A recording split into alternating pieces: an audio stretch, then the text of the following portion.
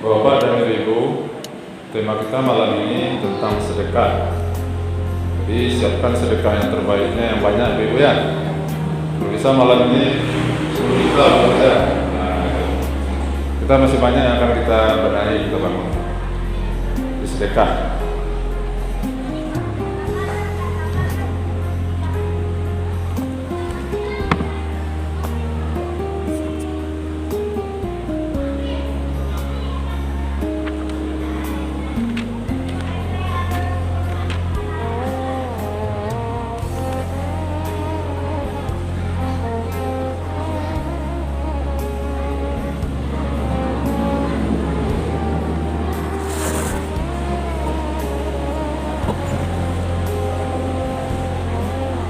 Bismillahirrahmanirrahim. Assalamualaikum warahmatullahi wabarakatuh. Kurang semangat banyak. Assalamualaikum warahmatullahi wabarakatuh.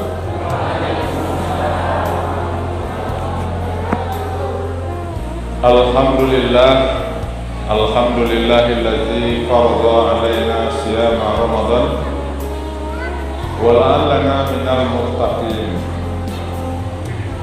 Asyhadu an la ilaha illallah wahdahu la syarika lah wa asyhadu anna Muhammadan abduhu wa rasuluhu la nabiyya ba'dah.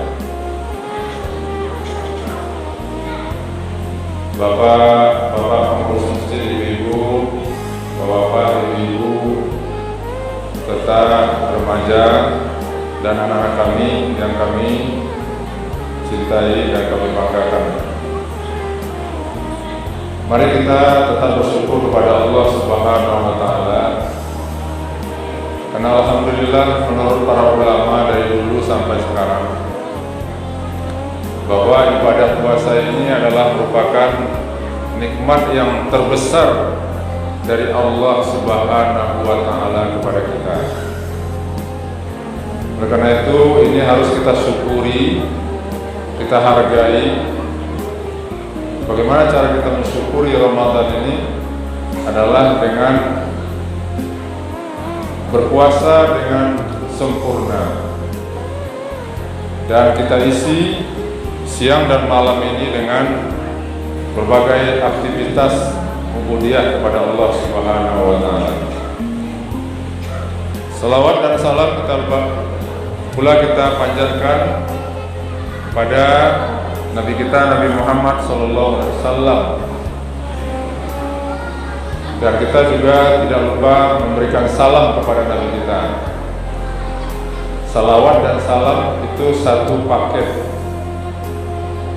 Karena Allah mengatakan, ya ayyuhallazina amanu sallu alaihi wasallimu taslima. Wahai yang beriman, berselawatlah kamu kepada Allah dan berilah salam. Yang salawat yang mana? Ya banyak. Allahumma sholli ala Muhammad wa ala ali Muhammad, atau sallallahu alaihi wasallam. Bahkan dinyanyikan oleh beberapa penyanyi gitu.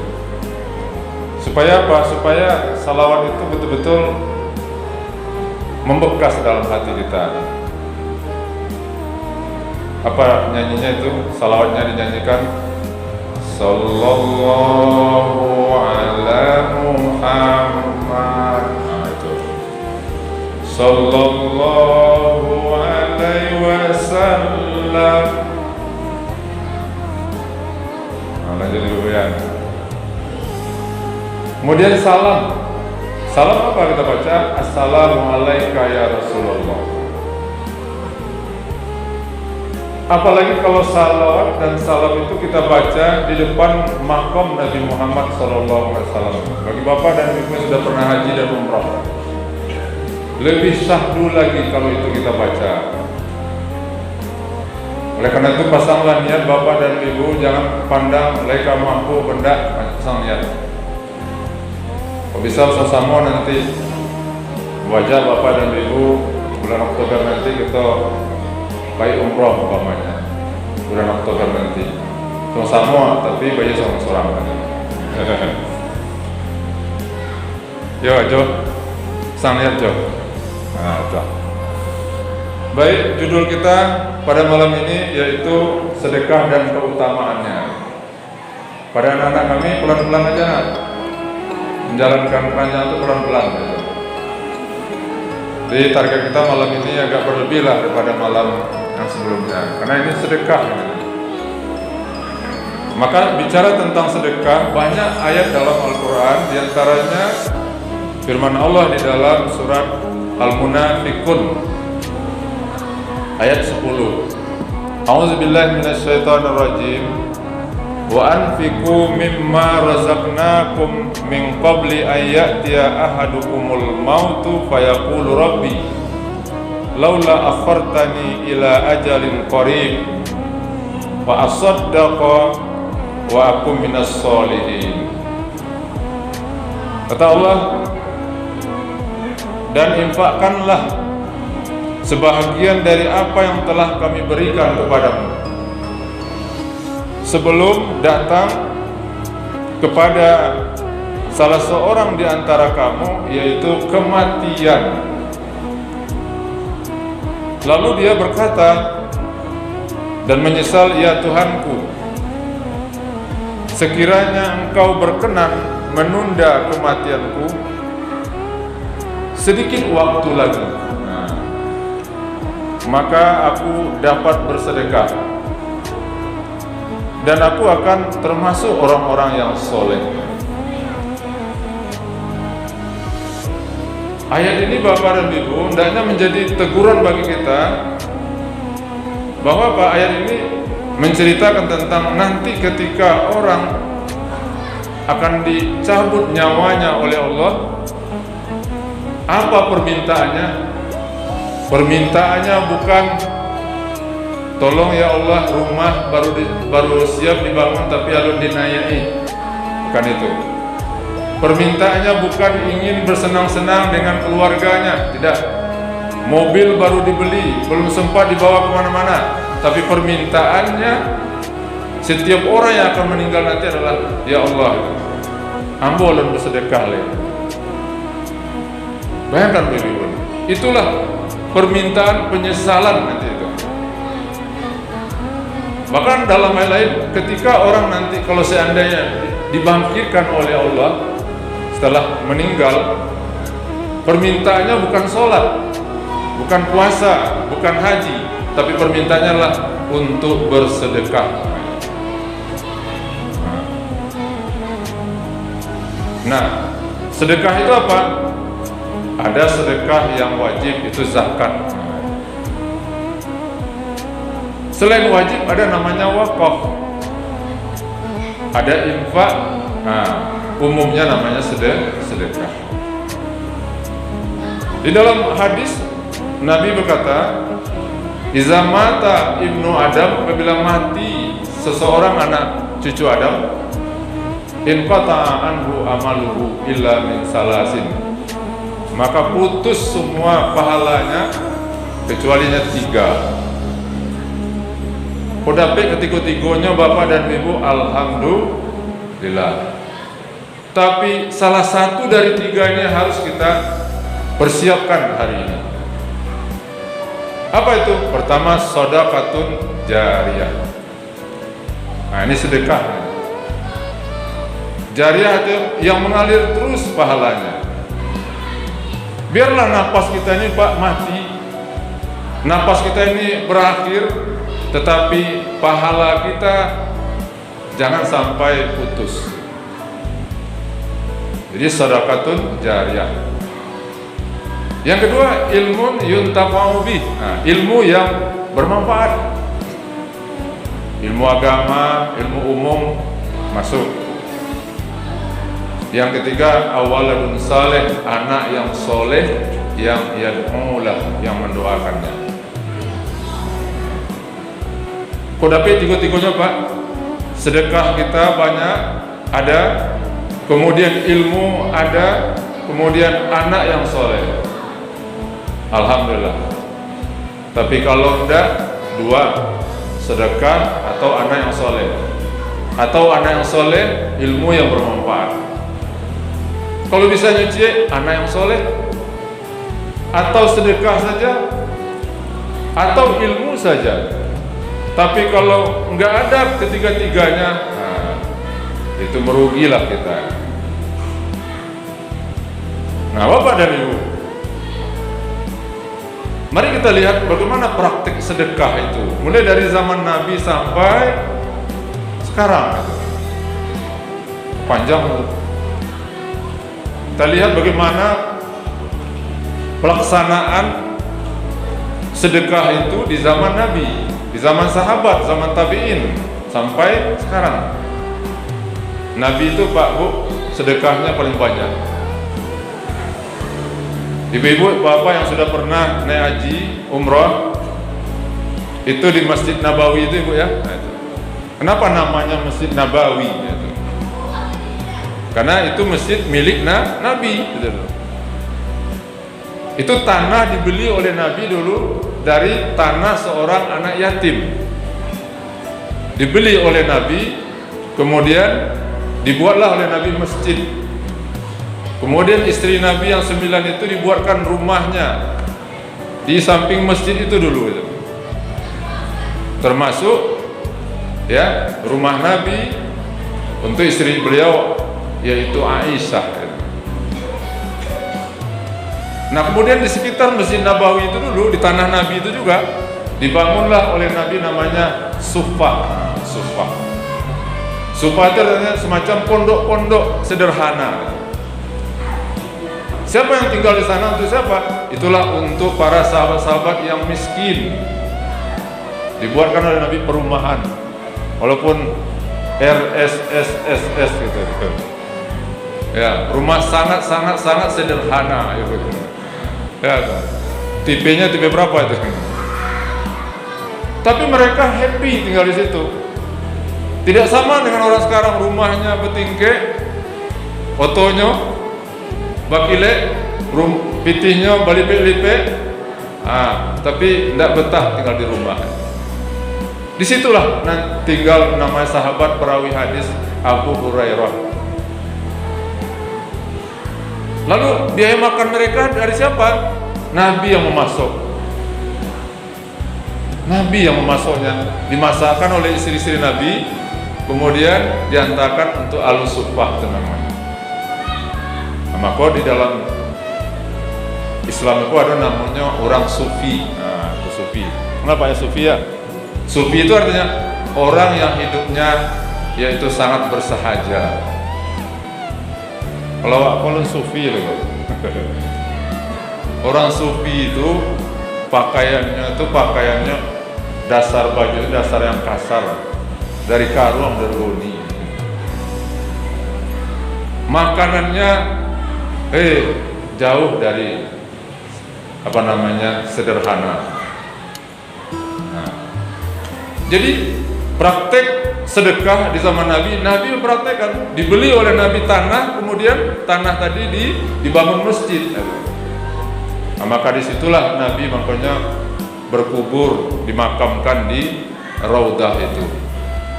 3 orang yang berkubur di situ, Rasulullah, Abu Bakar, dan Umar. Padahal itu tanah milik jatah daripada Ibunda Aisyah. Tapi waktu Umar bin Khattab ditusuk oleh Al-Wahsi, kemudian di saat dia akan meninggal, dikirimnya anaknya Abdullah bin Umar. Wahai Abdullah bin Umar, temuilah Aisyah. Untuk apa ayah? Tolong minta kesediaan Ibunda Aisyah.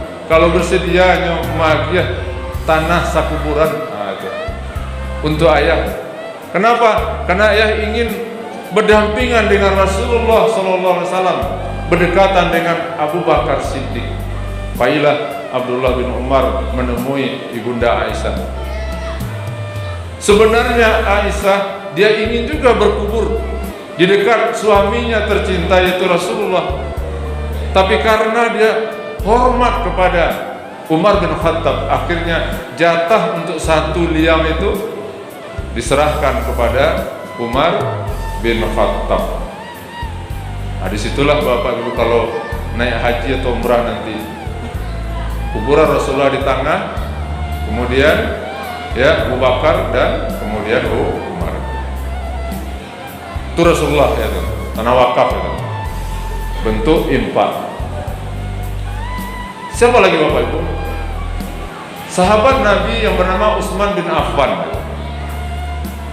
Sampai satu-satunya sahabat yang sampai hari ini ada nomor rekeningnya Pak. Ada rekeningnya. Atas nama Utsman bin Affan itu. Apa tanahnya? Waktu Rasulullah SAW hijrah ke kota Madinah, musim kemarau, lalu sumur-sumur pada kering, tapi ketika itu hanya satu sumur yang airnya tidak kurang-kurang milik orang Yahudi. Orang Yahudi lah namanya. Ekonomi sistem Yahudi itu sistem kapitalis, ditahannya santiangnya. Tapi karena butuh, dijuallah oleh orang Yahudi itu mungkin 1 galon itu dengan harga yang sangat mahal sekali. Lalu Rasulullah bermusyawarah dengan para sahabat, dengan sahabat Nabi yang bernama Utsman bin Affan. Kata Rasulullah, siapa di antara sahabatku yang mau membeli sumur itu? Lalu angkat tanganlah sahabat Rasulullah yang bernama Utsman bin Affan. Dicoba dinego gitu. Tapi harganya selangit. Nah, harganya selangit. Bagaimana caranya Bapak Ibu? Dia nggak mau menjual tapi dengan harga yang sangat tinggi. Nah, lalu kata Utsman, bagaimana kalau begini? Ya, satu hari kami umat Islam yang memakai air ini, satu hari lagi engkau orang Yahudi yang memakai air ini silahkan jual airnya. Nah, risiko politik. Ketika giliran Utsman, maka kepada sahabat-sahabat Nabi di Madinah itu disuruh ambil air sebanyak-banyak, isilah kendi-kendi, dorong-dorong sebanyak-banyaknya. Tujuannya apa? Tujuannya besok ndak ada orang nama Bali lain. Tiba giliran si Yahudi memang ndak ada, karena udah cukup. Akhirnya berlarut, lalu orang Yahudi tadi membantah, kalau begitu udahlah wahai Utsman, balisalah semua itu oleh engkau. Nah, ya.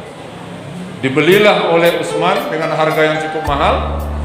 Nah, itulah nanti Bapak yang menjadi cikal bakal di Madinah itu ada hotel entah berbintang barat. Itu atas nama yaitu sahabat Nabi Utsman bin Affan. Itulah disebut dengan sadaqatun jariyah. Mengalir sampai sekarang itu atas nama Utsman bin Affan. Sahabat Nabi Abu Bakar Siddiq ketika akan berperang menghadapi orang-orang musyrik, orang-orang Romawi, butuh biaya untuk membeli alat-alat konsumsi, makanan segala macam. Lalu Nabi bermusyawarah dengan para sahabat. Kata Rasulullah, wahai sahabat-sahabatku, kita butuh dana untuk perang. Yang menarik Bapak Ibu, Abu Bakar nyulatakkan seluruh kekayaannya itu di depan Nabi. Ya Rasulullah, ini kekayaanku semuanya, kuinfakkan untuk kebutuhan berperang. Ditanya oleh Rasulullah, wahai Abu Bakar, kalau engkau serahkan semua hartamu, mana lagi yang tinggal untukmu wahai Abu Bakar? Dijawab oleh Abu Bakar, masih ada 2 harta kekayaanku ya Rasulullah. Pertama Allah, yang kedua adalah engkau ya Rasulullah. Allah sampai ke situ Bapak dan Ibu itu. Ya, keyakinan bahwa sandaran yang paling kuat itu adalah bukan rumah, bukan jabatan, bukan kekayaan kita, tapi kekayaan kita yang abadi itu adalah Allah dan Rasul. Nah, Mudah-mudahan kita sampai keyakinan kita seperti itu. Lalu Utsman bin Affan, Abu Bakar, Umar tidak mau kalah. Jadi orang dulu itu Bapak Ibu berlomba-lomba bersedekah itu. Oleh Umar diserahkan, diinfakkan hartanya separuh, dan bahkan ada sebuah tanah yang diinfakkan oleh Umar di Khaybar. Tanahnya tanah strategis, tempatnya strategis, harganya mahal, diwakafkan, diinfakkan oleh Umar untuk apa? Untuk kepentingan umat Islam. Sahabat Nabi yang miskin hanya Ali bin Abi Thalib. Ali bin Abi Thalib. Tapi Ali bin Abi Thalib dia miskin dari segi harta, tapi dia tidak kalah dengan sahabat-sahabat yang lain. Maka dia berinfak untuk agama ini dengan pikirannya, dengan agamanya, ilmunya, dan kekuatannya. Makanya kalau berperang itu Bapak Ibu, itu Ali bin Abi Thalib itu dulu yang maju ya dalam perang tanding. Masih banyak Bapak dan Ibu kalau kita urut satu persatu. Bagaimana ya praktek sedekah di zaman Rasulullah SAW itu. Sampai nanti kepada masa sahabat tabi'in dan tabi'in. Ada seorang istri dari Khalifah Harun ar-Rasyid di Baghdad. Ketika musim haji, ini pergi haji, itu membawa ribuan ekor unta dari ujung kota sampai ke ujung kota. Bayangkan itu berapa banyaknya unta yang dibawanya untuk ke Mekah. Untuk apa? Untuk nanti dikorbankan dan dikasih untuk fakir miskin. Kemudian waktu dulu tuh Bapak Ibu, di Mekah itu belum cukup sarana prasarana irigasi dan perairan. Oleh istri daripada Harun ar-Rasyid namanya Zubaidah. Ada ibu yang nama Zubaidah kan? Dibangunlah oleh Zubaidah ketika akan pulang ke kota Baghdad tempat kantong-kantong air. Gunanya adalah untuk para haji, para musafir, yang kalau dihitung oleh secara keuangan hari ini itu sampai kepada 10 miliar. Gunanya apa? Sarana untuk para musafir, para haji yang akan minum dan menginap. Tapi Bapak dan Ibu, ya, suatu ketika Zubaidah ini bermimpi. Mimpi Zubaidah, apa mimpinya? Dilihat amalnya yang sebanyak itu, membangun irigasi sebanyak itu, zong semuanya itu, tidak ada nilainya. Lalu timbul kecemasan. Tetapi amalnya yang menyelamatkan dia dalam mimpi itu adalah karena Zubaidah ini seorang istri khalifah, tapi rajin tahajud malam. Ketika ditanya oleh anaknya, "Wahai ibu, bagaimana nasib ibu dalam mimpi itu?" Kata Zubaidah, "Wahai anakku, apa yang aku bangun, apa yang aku infakkan, sedekah semua itu ternyata zong semuanya. Tetapi satu yang menyelamatkan ibu, apa itu? Yaitu sholat tahajud ibu di malam hari." Rasa banyak itu Pak sedekahnya, betul kan? Tapi yang ingin saya sampaikan adalah jangan takut bersedekah. Jangan takut bersedekah. Bapak dan Ibu, sebagai penutup, saya sampaikan sebuah kisah tentang bagaimana istimewanya bersedekah itu, Pak. Salah satu sedekah itu gunanya adalah bahwa sedekah itu bisa menyelamatkan kita dari fitnah neraka, azab neraka. Jadi di zaman Nabi Aisyah itu punya seorang budak wanita. Suatu ketika datang malaikat Jibril kepada Nabi, "Ya Muhammad, di rumah engkau ini ada penduduk neraka. Oleh karena itu kata malaikat, sebaiknya dia dikeluarkan dari rumahmu ini." Kalau malaikat yang ngecek, Bapak Ibu, itu pasti benar. Siapa itu? Ternyata di rumah Nabi itu ada seorang budak yang divonis oleh malaikat dia adalah ahlun nar. Lalu harus dikeluarkan. Lalu Nabi bermusyawarah, berpikir bagaimana caranya menyampaikan kepada Aisyah. Disusunlah oleh Rasulullah bahasa yang bagus sehingga tidak merusak perasaan Aisyah. Disampaikan oleh Rasulullah, "Wahai Aisyah, tadi malaikat Jibril datang kepada aku menyampaikan bahwa salah seorang budak kita ini itu ahli neraka. Malaikat menyuruh supaya dikeluarkan dari rumah kita." Setelah Aisyah paham, lalu Aisyah memanggil budak tadi. Kemudian budak tadi dimerdekakan terlebih dahulu oleh Aisyah. Kemudian disuruh oleh Aisyah meninggalkan rumah Aisyah. Sebelum dia meninggalkan rumah Aisyah, dibekali dengan 5 butir biji korma. Dengan berurai air mata, budak tadi meninggalkan rumah Aisyah. Kenapa? Karena dia begitu nyaman bersama Rasulullah dan bersama Aisyah, tuannya. Tapi apa tidak dikata, dia harus keluar dari rumah itu. Lalu dia keluar dari rumah tadi, meninggalkan rumah. Setelah jauh berjalan, kemudian dia terasa lapar. Kemudian dia bukalah perbekalan yang dikasih oleh Aisyah, 5 buah butir korma tadi. Baru dimakan 1 butir, datang seseorang pengemis yang mengatakan dia sudah berhari-hari tidak makan.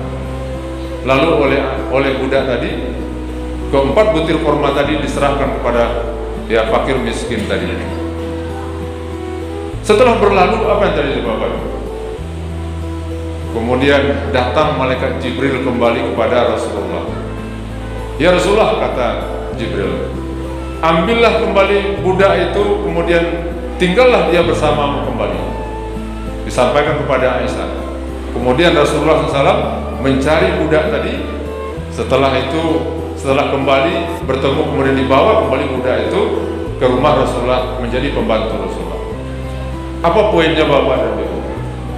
Poinnya adalah nilainya adalah bahwa ternyata sedekah itu bisa memindahkan seseorang dari ahli neraka menjadi ahli surga. Hanya 4 butir kurma. Apalagi kalau kita bersedekah sebanyak-banyaknya, tentu semampu kita. Bapak dan Ibu, jadi inilah salah satu di antara manfaat keutamaan sedekah. Oleh karena itu Bapak dan Ibu, mumpung ini bulan Ramadan, perbanyaklah sedekah kita. Insya Allah besok pagi kita tambah kisah-kisah orang-orang yang bersedekah luar biasa. Tujuannya adalah untuk memotivasi kita agar kita menjadi orang-orang yang dermawan, orang-orang yang pemurah. Dan karena apa? Karena kedermawanan itu adalah merupakan sifat yang disukai oleh Allah Subhanahu wa Ta'ala. Itulah mungkin dulu Bapak dan Ibu yang bisa kita sampaikan. Mudah-mudahan bermanfaat bagi kita semua. Wabillahi taufiq wal hidayah. Assalamualaikum